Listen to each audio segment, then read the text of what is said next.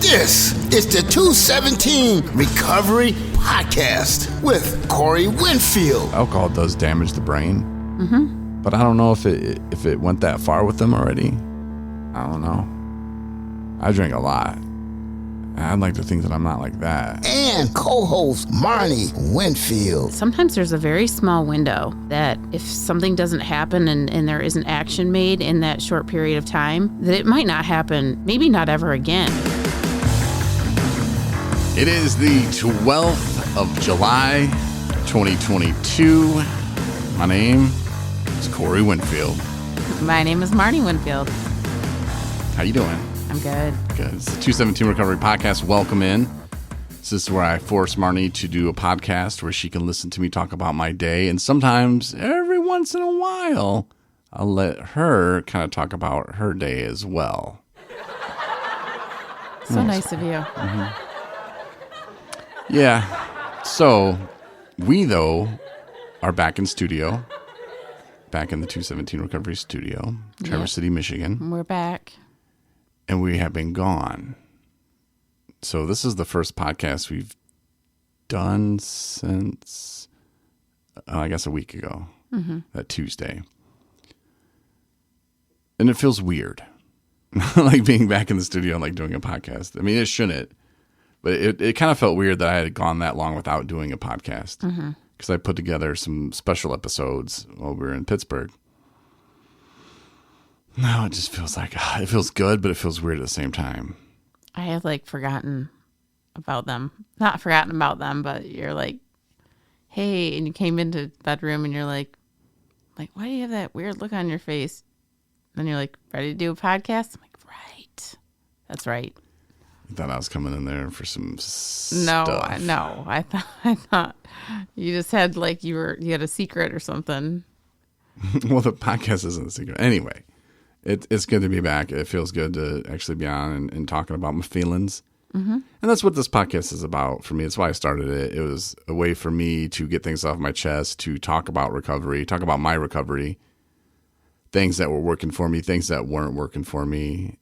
If you start from the beginning and listen back in 2019, which of course you can do on the 217 Recovery app, which is free, you'll hear some of the interesting things that I was going through while in sober living, having guys fall off that were on the podcast. You know, how did we deal with that?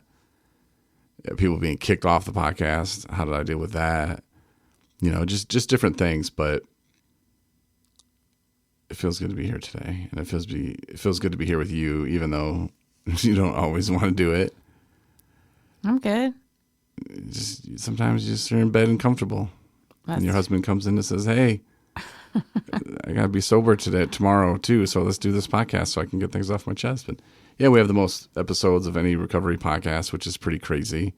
You know, we've been at it for 3 years and 4 months, something like that. 3 years, 3 months, and it's nuts. You know, we're doing so many, and that's why I started it though, was to, you know, keep myself sober. And it was one thing that I put above drinking was being on the radio. So it's like, let's start a podcast and then do it at the end of the day. That way I have to be sober.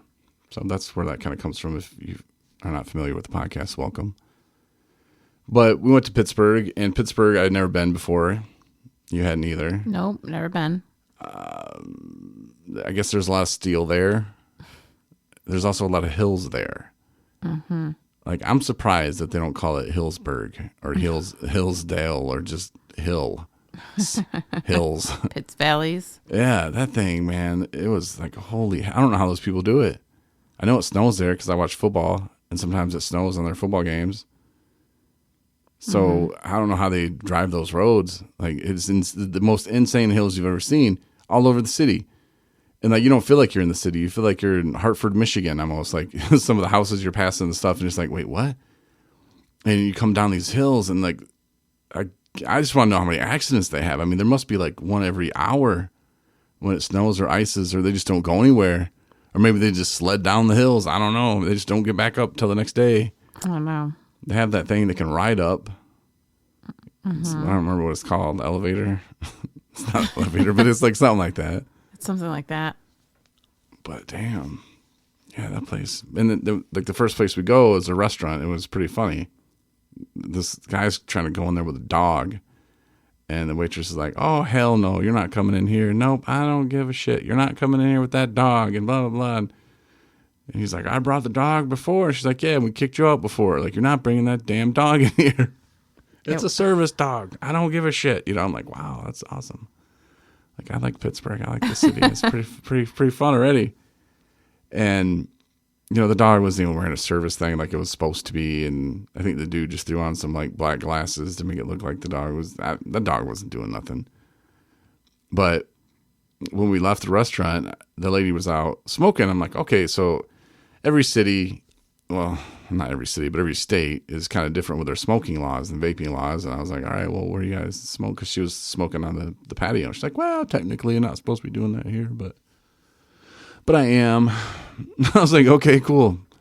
You know, and then we started talking about, or I said I was from Michigan, and she started talking about weed, and I'm like, yeah, you know, I don't mess with that. And she's like, oh, do you want some? I was like, I just told you I don't mess with that. I'm in recovery. Oh, I don't think she even knew what that meant. But she didn't invite me. She didn't invite me to puff on her marijuana vape, and I said, no, thank you. No, what that's going to lead to. And I'm feeling pretty good today. That's good. I don't need to be out of my head or out of my mind or nothing. But it was interesting though, and I was asked to. You can look at it two ways. I was asked to accompany your mother and your nephews to a children's museum, or I was roped into babysitting. No, you were not roped into babysitting. First off, my family loves you, and obviously, some of them, none of them get to really spend that much time with either of us. And I had the wedding party responsibilities. Why the sigh? Just, it's exhausting. And I mean, I love my sister to death, and I'm so grateful that she asked me to be a part of it, because there was a time in my life where I guarantee you she would not have asked me to do that, to stand up in her wedding. Or if she did, she would be very leery about what kind of shape I was in. So that in itself was just a blessing. And that was just recovery. Right there, that was recovery working for me. Those are the things that happen when you get clean and sober. And there's just a freedom that I felt from it, though. Just knowing, like, that I was in a good place, being around family members. And I didn't need to, you know, keep talking about how much time I had or, you know, how great things were. They just knew. They just know, you know, that I'm, you know, at a good place in my life. And that in itself made the trip just phenomenal.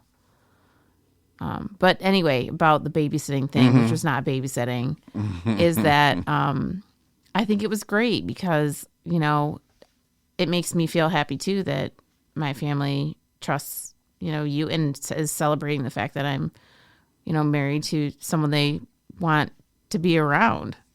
Like my sister's like, yeah, have Uncle Corey go with you guys.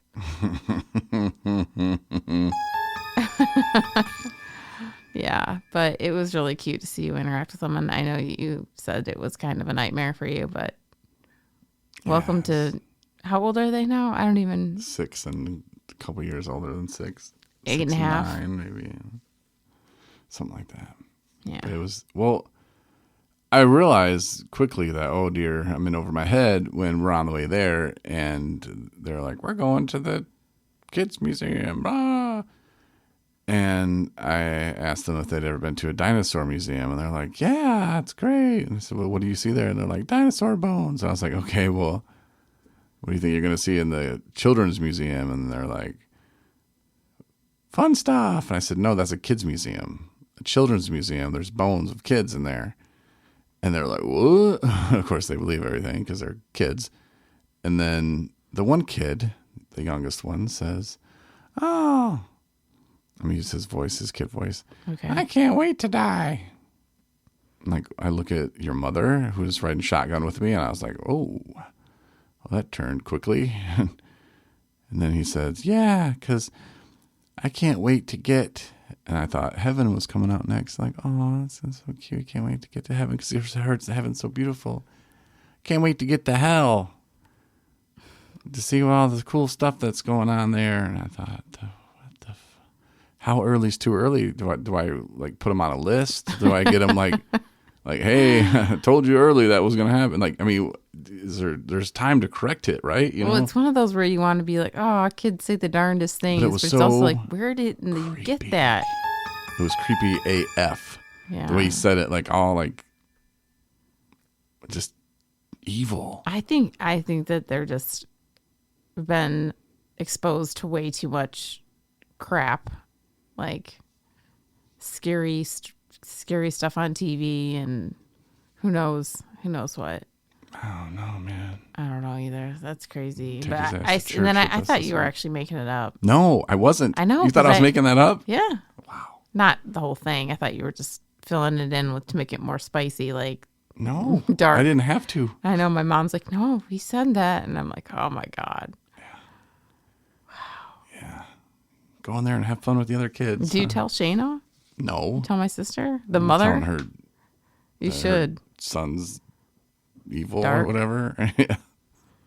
Guess not evil, but you know what I'm saying. She probably knows. She's like, yeah, that's how we raised him.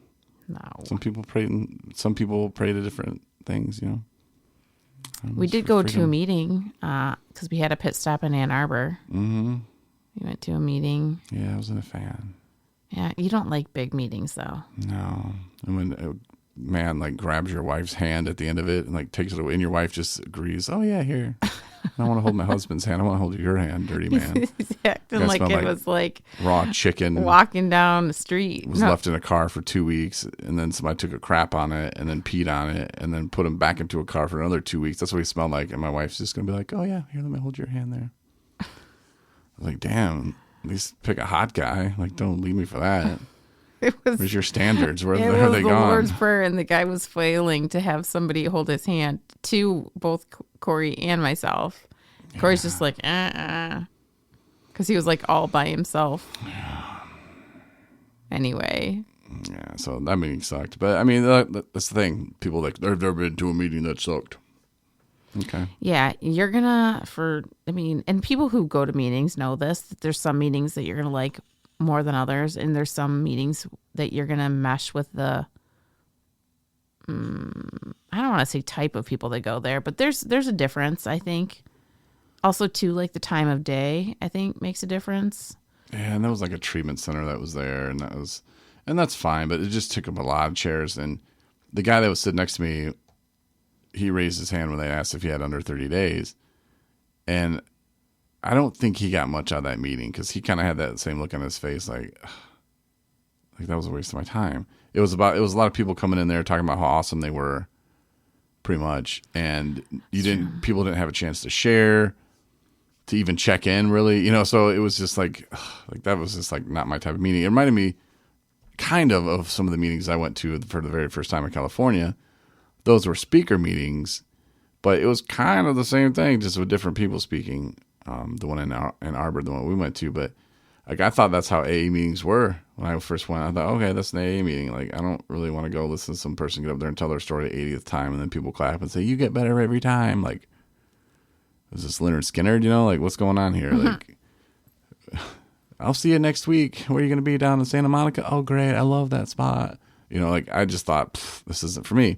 And then I started really going to real meetings, and I was able to share. I was able to get things off my chest. And that's what really opened the door for me about going to meetings. And I'd say that to people today. I told them that today. I went and talked at the treatment center, and I tell them that, you know, find a meeting that you like. Find a structure that you like, whether it's AA, NA, Celebrate Recovery, Dharma, yoga, pizza eating, whatever there is that can keep you sober, do it and enjoy it. And make sure you enjoy it.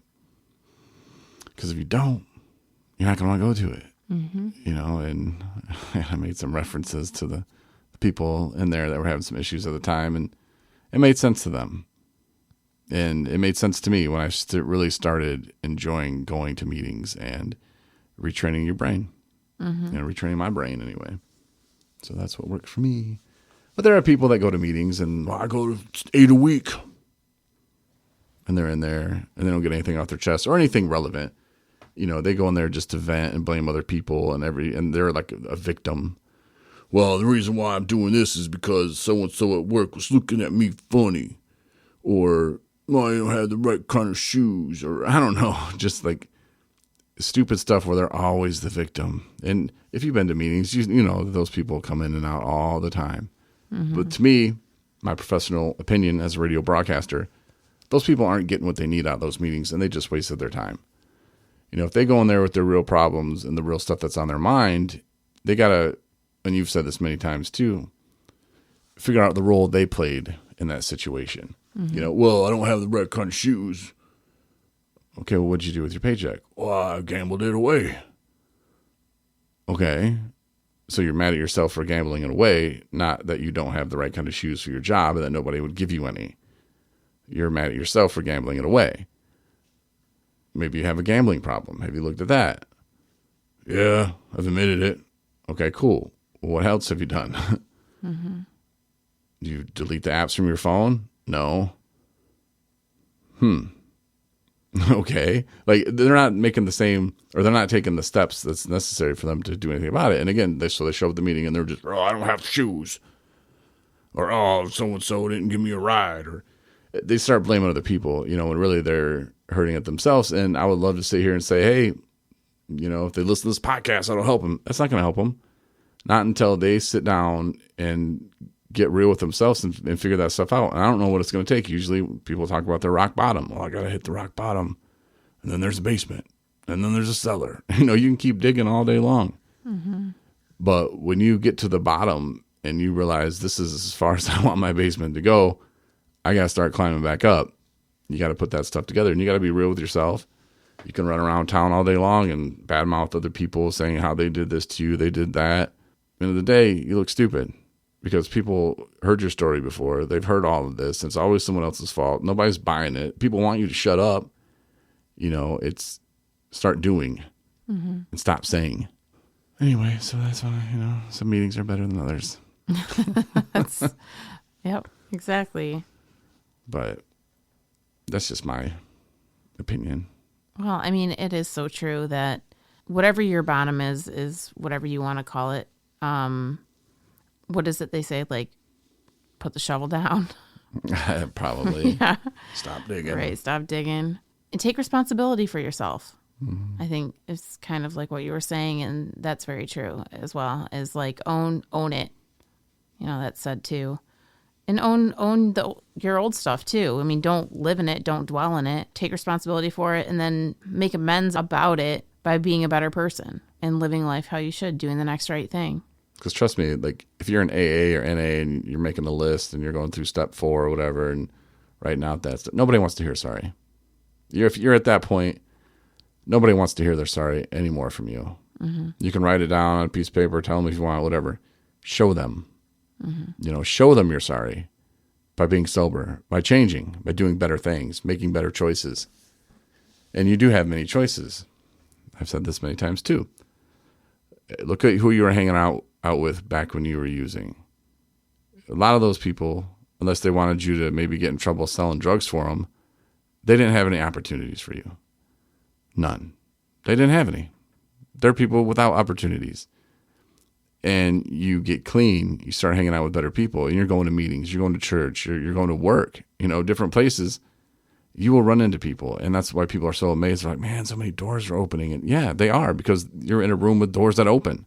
You're not stuck in a closet with somebody with no doors, no opportunities. Mm-hmm. So they will open. And yeah, some of that is God. But you're doing it. You're putting yourself in those situations around those people. So don't be surprised when you get sober and all of a sudden you got opportunities coming your way left and right. Do what you say you're going to do, keep your word, and see what happens. You're going to be very surprised, and you're just going to be like, wow, I can't believe I was even thinking about drinking or using today. Mm-hmm. Like, that's a horrible idea. And you'll get to that point. But you got to get real with yourself. Stop digging in that bottom basement. Quit looking for the bottom. Even it's down there. You can dig deeper. Mm-hmm. But wherever you're at in life, this is what I would tell people. It doesn't matter, because it can change. Tomorrow's a different day, if in fact we wake up. So just focus on what you can get done today. And are you in the best situation? Maybe, maybe not. but it can change. Like some people will look at us and go, wow, you guys are doing great. We're not where we want to be. We're not stopping. You want to finish school. I want to just keep getting student loans. We have different goals, honey, different goals. But I'm just saying, we have different goals, but we're not stopping. We're not just content. Yep, did it, done. All right, I'm just going to sit around and play with my cat all day. And by my cat, I mean my real cat. I don't mean like sex stuff. I'm just saying.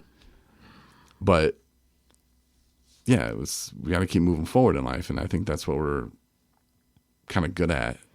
Well, because when you're in recovery, your ambition presents itself again, and you start believing in yourself.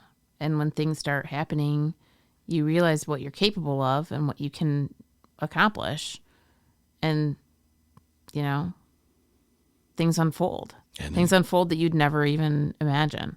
Then you push it and you push it, and then you wind up on the Human Rights Commission of Traverse City, and you're like, how the hell did this happen? Yeah, Corey Winfield, tell me how that happened. I don't know. And maybe because you write all these letters to no, the governor. That's not it. No, that's not. They'd probably kick me off if they knew that. But no, they were like, introduce yourself. And I was like, I have no idea how I'm here. I was like, tell you the truth. I was like, I don't know. I was like, I want to help people. It's a God thing. So I told him, I was like, God might want me here, because at some point in my life, I think 2-3 months ago, I thought it was a great idea. And here I am. And then I said something about it, because they were all busy people too. They introduced themselves to me, and they all had like 18 different things going on. And I'm like, well, apparently I'm just like you people. I'll do anything to get out of making dinner too. And they laughed. Ha ha ha. I was like, yeah, like I just didn't have enough to do, so I figured why not. But no, and hopefully we can do some good things. And I apologize to him. So I'm sorry if I'm going to get any of you in trouble. But it's one of those things that I'm not just going to sit on a board and be like, okay, well, let's just sit on a board because I have nothing else to do. The people there really want to change things. And, being on a Human Rights Commission is kind of, for me, a big deal. Mm-hmm. And if we can affect change, I know one of the things, well, there's many things, and I don't know, a lot of the stuff I probably can't even talk about, but there's a lot of things that are glaring and obvious. And some people, I think, just want to kick dirt over it, like, oh, dude, just keep walking, don't look there. Mm-hmm. And I'm those people that are going to be like, well, let's just dig that back up then, because that's still not right. So we'll see how that goes. But yeah, might as well. Wow. Huh? That's exciting. I know, right? Yeah. Yeah. So yeah, that's going on. That's pretty cool. Mm-hmm. And I got a drone. That's pretty fun. That I haven't flown yet because I'm afraid.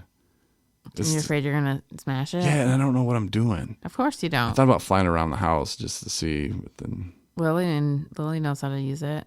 My little niece. Oh, yeah, the one that she was wrecking into everything. No. She wasn't wrecking into everything. Oh, no, yeah, she did. So, yeah, we'll see. I was talking to Justin today. I'm getting off topic here, so I'm going back. I was talking to Justin today, our good friend Justin. And I was talking to him about grants and such. And I threw out an analogy of where I feel like I am at now with those is I'm sitting on the toilet, but I'm just waiting for the turds to come out. Okay. I have to push them out. Like I'm just sitting on the toilet hoping this magically gravity is going to just bloop. You and your analogies. I don't even know. That was a good one. Because it's like, okay, I know there's grants there. I know they're there. But am I doing anything about them? No. It's like sitting on the couch like, oh, I got crap. If I did that all day, you'd be like, well, get in there and crap already. Like, what are you doing? But instead, I'm still just on the couch. Oh, I got a crap. Let me just move rooms. All right, now I'm on the toilet. Oh, I got a crap. Well, crap already, man. As my mama would say, shit or get off the pot. I've heard that many times, yeah. Mm-hmm. So that's where you're at with grants right now. Well, I was that, and I was like talking about like, well, maybe I should get a real job, but I don't want to give up on the stuff I'm doing now because I really think that we're helping a lot of people, and we can help a lot more people. And I think there's a purpose to this. Like, again, a God thing. With 217 recovery, I didn't just wake up one day and be like, I'm doing this. It was a bunch of other little things and God opening many doors, and we're helping people. Absolutely. You know, Yeah. and so I don't really want to give up, and I don't want to turn too much attention to other people just because they're going to pay me money. And I think I just have to trust God. Yeah. You know, trust Him and jump.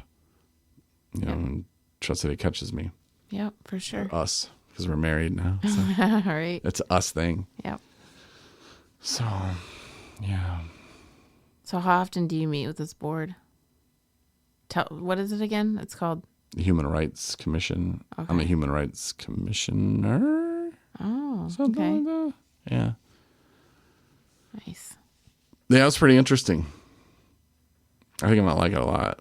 I think you are too. I think I'm going to get my hand slapped a lot too. Like, what are you doing? I don't know. Good. Yeah, Good. If I'm doing that kind of stuff, then that means I'm doing the things I need to be doing. absolutely. But hopefully I do it in a way that makes sense and where I'm not pointing fingers. I think you did great. Yeah, we'll see. Let you know. Look like you're fired. Yeah, well, thanks for listening though again today. Did you have anything you wanted to share? No, everything's good here. Just Oh, I was going to ask you real quick. Mm-hmm. So you spent how much time like getting makeup done and looking at dresses and well, if you count everything all together, because it wasn't really just me getting my hair done, No, it and was you my makeup done. It was riding like in a car all the way there to Pittsburgh, 8 hours. Yeah, right. No, but I mean the whole like preparation, wedding prep stuff was like, I'm like, is the wedding at like 6:30? Why do I have to be there at 1:00? Because it definitely did not take that long for my hair and makeup, but it was more like just being around her while, and the other bridesmaids and stuff. And there was some stuff we had to do for setting up the reception area. So I did my part, and she was extremely beautiful and had a wonderful wedding. And there were some funny things about it because we were in Pittsburgh, like a train passing through while they were doing their vows. I couldn't make that up. I mean, full fledged, like you could have Long-ass reached train, out too. and almost touched the freaking train. It was that close to the balcony because they got married on this balcony, and it was like right as they were saying their vows, and just so loud, and they just kept on talking. And they had their friend, because they were already married, so they didn't need a preacher, but they had their friend up there, talking. He was really good. He was funny. Really good, yeah. And the train rolls on by, and I'm like, oh, Jesus. Like, this is funny. And it wasn't a little train, it was a long train. And like the backdrop of Pittsburgh was like behind them. So it was really cool. And especially for the videos that we got later of people wishing them good luck and stuff, like the city looked beautiful behind them. So that was very cool. And I just thought, man, wifey did all of this, and you walked out. It took maybe 30 seconds, and then you sat down in a chair, and then their wedding was 18 minutes long. And then you got up and you left. I was like, wow, all that for that. Mm-hmm. Like, that's dedication. Yeah. Dedication. Yep. But it was a good wedding, though. It really was. And It was. I'm glad we went and got to be a part of it. And we were sober. We weren't that guy. Yep. So that was very cool. Yeah. And I mentioned that at a AA meeting that I went to yesterday. It was just like, like, could look at it like I got roped into babysitting, and I don't want to say roped into doing a video because I like doing those. But I could look at it like that, or I could look at it like, hey, I'm doing something for my wife's family, and I'm actually being involved in stuff now. Mm-hmm. And, you look at it like that, and what lesson did I learn? I don't know. Maybe there's something in there, that God wanted me to, hey, when you take your kids, listen. I don't know. Like there's something there, mm-hmm. And I might not know it today. Not everything is built with like a neon sign pointing at it, like message from God, message from God, message from God. But there's something in there maybe that I did learn, and if anything, I learned that I could do stuff for other people. Yeah. And not like be so like. Rrr. Yeah, and they're very grateful. Sometimes I can be both, and then later go, yeah, that wasn't that bad. Right, there you go. Wasn't that bad. And Coltrane was like trying to hold your hand at the wedding, and it was really cute. Yeah. He's like, Corey. I still have the Uncle bruise. Corey. You pinch my skin. Does this hurt? Yeah. I can punch you in the face and ask you if that hurts. Thank you. It's funny. Just kidding. Don't hit kids that aren't yours. Or maybe not yours either. Don't hit them. Talk to them. Let me know how that works. Anyway, thanks for listening. Anyway, thanks for listening, everybody, and have a great night.